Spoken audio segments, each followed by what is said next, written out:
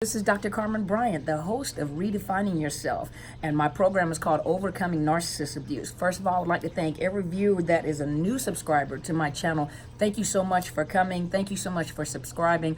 Thank you for finding something valuable in what I have to say concerning maybe things that you've been through, your experiences that you have, and validating that people that are on here in this community do not feel crazy. You're not crazy. It really happened, and you have other people that share your stories. I want to commend every king that has come on this YouTube channel. Thank you so much. I commend you for being honest enough, for being able to speak up. And some of you don't have to, but thank you so much for validating the fact that men go through the exact same thing that women go through. Sometimes the predator is a female, and females kind of handle themselves differently because they will use their sexuality and their looks and their presence, but narcissist abuse is narcissist abuse, and they do the exact same thing that male predators do as well. But thank you, gentlemen, thank you, kings, for coming out and sharing your stories. We need to get this information out there. We need to make this awareness worldwide, really. And so we have wonderful coaches that are on YouTube channel that are talking about narcissist abuse. And thank you, because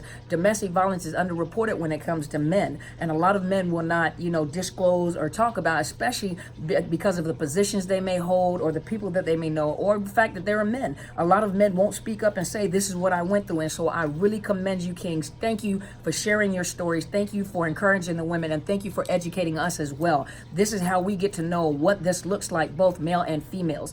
And it doesn't matter what race you are, it doesn't matter what your sexuality is. Narcissist abuse is narcissist abuse. And thank you for sharing. So if you have not already, please subscribe to my YouTube channel. It is Dr. Carmen Bryant, DrCarmen Bryant, Overcoming Narcissist Abuse. And if you add at outlook.com, that is my email address if you would like to email me. Thank you guys so much. For those of you that are inquiring about my coaching services, send me an email and I will send you information. We have a lot of people that have joined us, so thank you to all the new subscribers. And I have a lot of emails coming in, a lot of comments, so I can't, now it's gotten to a point where I cannot respond to everyone like I wanted to, because there's so many. And so a lot of you, I do read over it, but sometimes I cannot respond because I do have a full-time private practice as well. And so if you're wanting services, or you're wanting me to provide you with some information about my coaching services, please email me. I will send you the information. Send me your phone number and I will contact you to discuss the services that I can provide for you. Okay. And so thank you guys so much. So today I just wanted to talk about let me look at my topic. It is, why do narcissists compete so much? I think someone asked me that question before. Why are they so competitive? First of all, you have to remember you're dealing with a very jealous individual.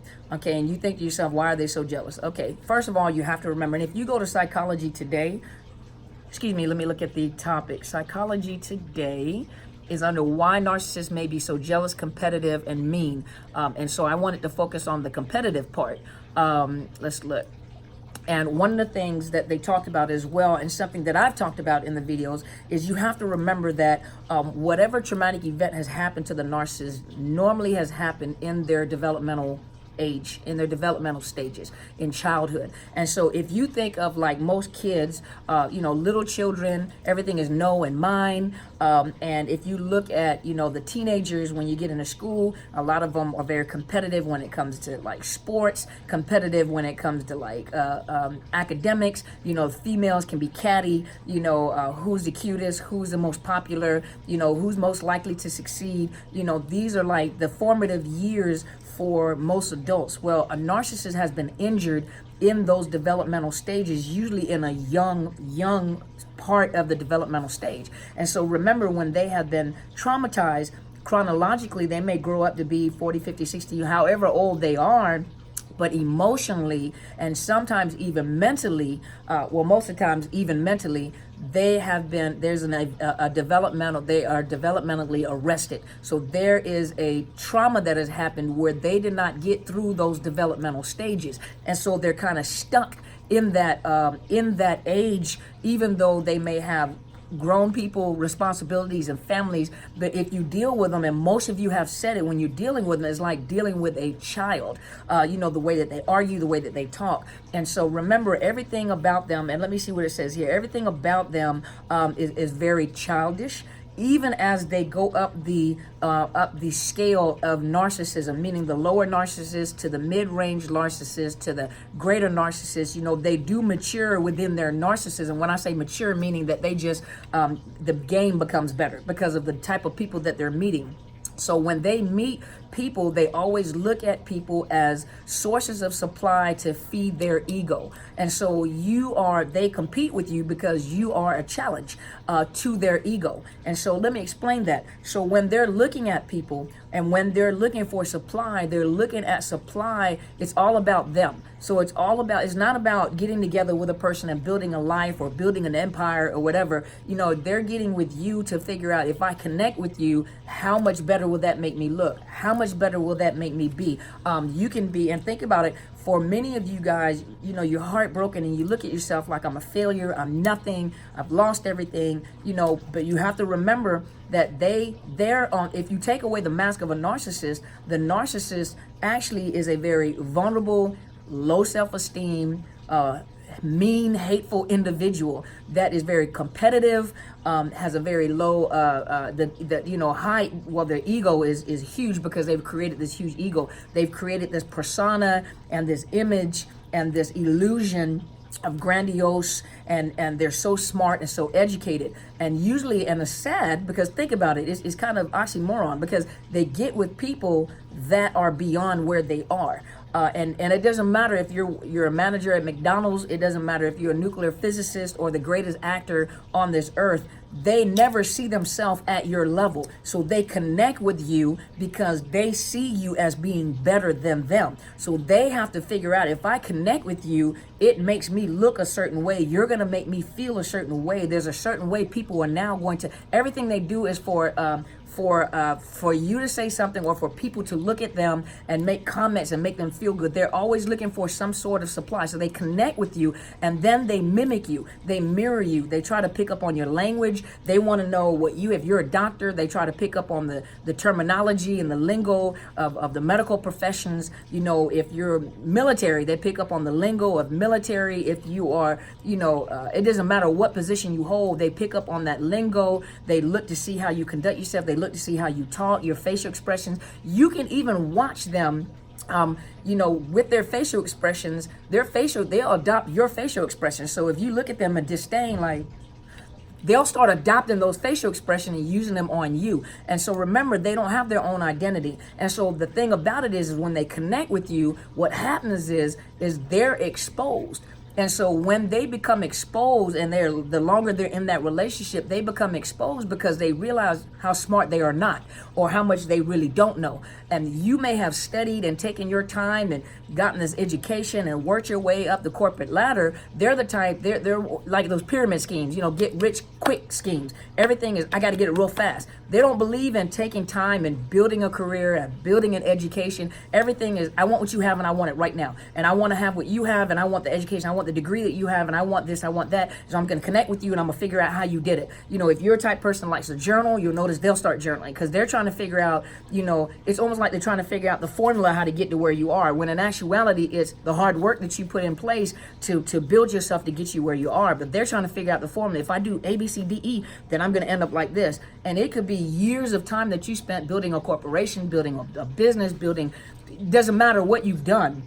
They want it right then. And what they find out is that they're actually not as smart as they thought that they were. So this illusion, they have built around themselves, you begin to break it down and they become very angry, and now they're very jealous because they can't be what you are. They can't get it. So they spend a lot of time now tearing you down. They start tearing you down and they start competing with you. That's where you get a lot of the gaslighting. This is where you get that trauma bonding because they can't figure out how to do it like you did it. They can't figure out how to be you. They can't figure out how to talk like you. They can't, if you speak another language, they can't figure out, they may study the language, but obviously if that is, if you have a second language, which if English is your second language and you have a different language and you grew up in another country, so that is how you think and that's how you talk and now you have an accent, they'll talk about your accent, but they'll go study to see if they can speak your language. Now, if you take the time to say, no, that's not how you say it in my language you say it like this, to them, you are attacking their ego. You have attacked them and you have become an enemy. Now they have to compete with you. They'll actually start telling you about your language. And you're thinking to yourself, like, I know I grew up, speaking this language or doing this, or I know I went to school to do this. How in the world are you competing against something that you have not studied or grown up with? They're very competitive. I had one lady say that the narcissist was a bowler, come from a family of bowlers. And what ended up happening is people go and do certain things just to enjoy themselves, not to compete or become professional bowlers or baseball players or basketball players. It doesn't matter. They just do it to have fun. They don't do it as a competitive sport. Well, the problem is she said that when they got into the bowling alley, the whole family began to hate bowling because he was so competitive that he would scream like in front of people. He would scream at the kids. He would scream at the wife. You're not doing it right. And if you don't know how to do it, then won't you just stop bowling? Why are you even bowling in the first? And they just want to have a good time. They got the bumpers on the side for the kids, and he's screaming at the kids, and you're not doing it right, and you're not holding your hand right. And actually, he was not a professional bowler. Just he was good at bowling because he practiced being good at bowling. But the whole family began to hate bowling, or they hated things like, and they tend to jump from thing to thing. So next thing, golfing, and all of a sudden they spend this vast amount of money on golfing gear, but they don't know how to golf. But when they go with other people, they present themselves like they know how to golf because they've watched YouTube videos or they've watched certain things and they may taken it and practice their form or did certain things, and they may not. Okay, so if you have people that are professional golfers or people that golf and know what they're doing, they're looking at them like, you don't know what you're doing, do you? They will fly into a rage, and then they will actually put themselves in classes, or they'll practice to try to perfect that to outdo you, because they can't have anyone being better than them. They cannot have anybody outdoing them. This is why they compete so much. No one can be better than them. The crazy thing is they connect with people that are maybe supersede where they are. They always look at everyone as superseding beyond where they are, and they connect with them, but then they tear you down. So a lot of people that come out of these relationships are totally tore down, like, everything was a lie. I'm not, and you feel like you're nothing.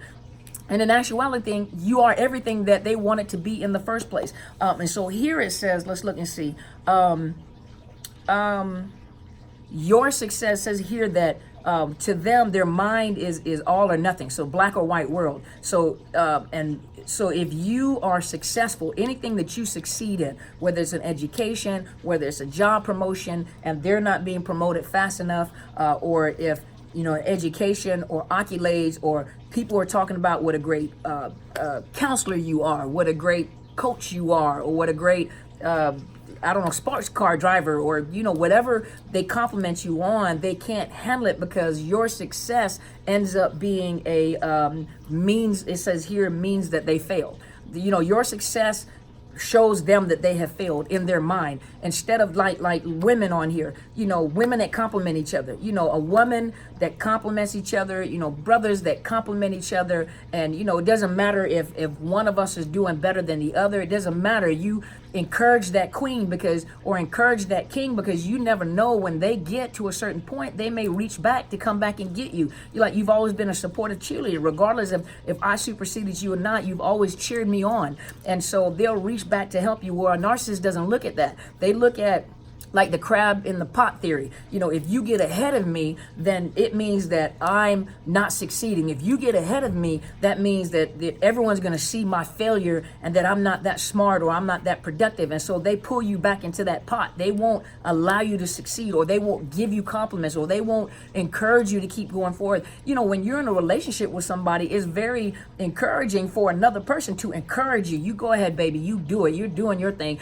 For someone to be your biggest cheerleader within a relationship or within a family, but think about a person's always, it doesn't matter how much you succeed, you'll never be good enough to them, because they're looking at you because they'll never be good enough to themselves. You're succeeding, so now they look bad. So they're going to compete with you. They'll compete even in your own language. Think about it for a minute. They'll compete in your own language and tell you how wrong, and maybe you don't know how to speak your language properly, or that's not how you speak this language. They'll gather enough information, just enough to be dangerous. And I remember in therapy, not not in therapy, but in school, our instructor would always say when we finished the part where we were learning about assessment and diagnosis, they were like, yep, you know, you take psychology 101 and you take this class right here, you're just dangerous enough to get sued. And so that's the same way they are. They're dangerous just enough to make themselves look stupid, you know, or get themselves in trouble. Remember, even with children, you know, by the time it says here, by the time they're in third grade, they understand that there are rules. But a narcissist does not see rules as applying to them. They can create rules which you have to follow, but they're not going to follow the rules that they set, or even the law. There are laws, but you know, they'll even compete with a lawyer, you know, because a lawyer is a person in the forefront, or a judge is a person in the forefront. You know, you have people, they've gotten court orders, or those of you that have been through divorce and child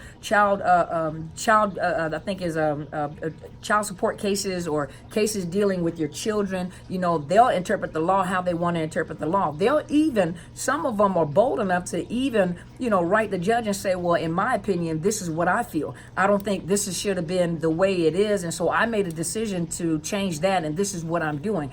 Totally against the law, you know, and I think some judges are just almost flabbergasted, like, are you serious? You know, but they don't have any, so they're competitive. You know, anybody that they see that's doing better than, whether judges, lawyers, in a relationship, they're going to compete. They're like little children. You can't look better than me. Or you know how little kids are like, you know, that's my car, I'm going to get a car bigger than yours, or my dad is bigger than you, or, you know, I'm going to get this and I'm going to buy this, and no, because my house is going to be bigger than yours. And you know, and it sounds kind of hilarious, you know, humorous, because that's what kids do. You can hear them when they're talking, my car's gonna be bigger than yours, I'm gonna be a rapper, or I'm gonna be a movie star, and I'm gonna do, you know. But this is exactly how these narcissists think. They even compete with people that don't exist, cartoon characters. You know, think about cartoon, or they look and think about the show Empire. You have people on Empire. You got who is it? Cookie Lyons. You know, and you know her wardrobe, like the kids say, her wardrobe is on fleek.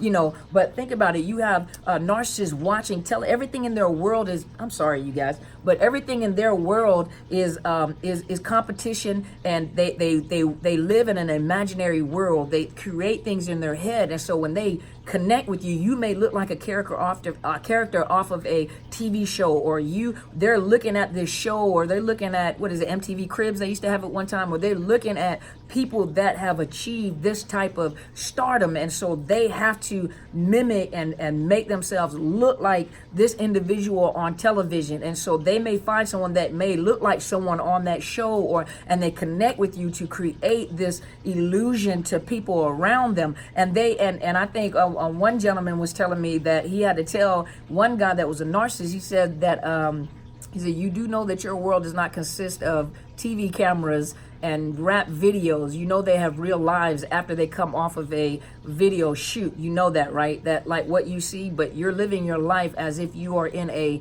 rap video every day, and people do not live like that. Think about it. This is all in their mind, and a lot of it stems from, you know, the damage that was done during their developmental stages. So everything to them is a competition, even to compete with people that are not even around them, TV characters, people around them, because of their low self-esteem and their ego. So just think, you know, they attach to you because you have something of value. So those of you that you know, that some of you have wrote me and said that you've lost everything. You lost your business, your house, your job. You almost lost your mind. And I'm encouraging you guys, get back up, because this time around, you're more educated, you're more wiser. You know, and you can build. If you build yourself one time, you can build yourself again. But this time, you know, there's nothing like having direct contact with an enemy. They study you, you study them. So this time, you know how to build a wall to protect yourself, and do it again. But this time, do it big.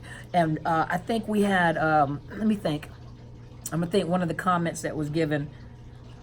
Okay, so there's a lot of emails in there, so I can't find all the comments that were given. But to the young lady that sent me the email in reference to having lost everything and having to start all over and going into a shelter, this time around, do it big. You can do it again, and you can take a bad situation and you can do it big this time. You can start all over again, but you know, once you start all over again, you know that you can do it, and you're going to do it again, because the knowledge, it doesn't matter how much they abuse you, they'll never take away your knowledge, they'll never take away your experience, and you can do it better this time. The second time around, or even if it's the third time around, we're not here to judge you, but you can do it.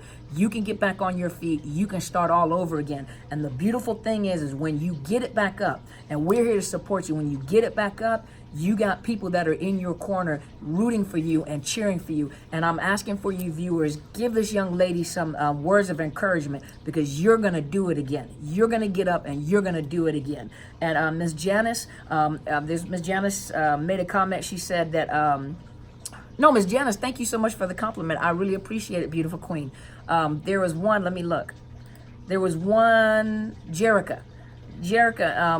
She asked the question, why does the narcissist and the new supply team up to cyberbully you? And you wanted me to make a video, but if you actually go look at old supply versus new supply, I actually talked about that in there. And the triangulation, go look that up and it'll answer your question. And so hopefully this has helped you guys today. Thank you so much for tuning in. Hopefully I answered the question in reference to the constant competition. Know if why compete with someone if there's nothing to compete for? I'm not going to compete with you because of the fact that you have your piece of the world. You have your piece of the pie. You're doing big things that I'm not ordained to do. You may be an editor. You know, I think one of the ladies is an editor.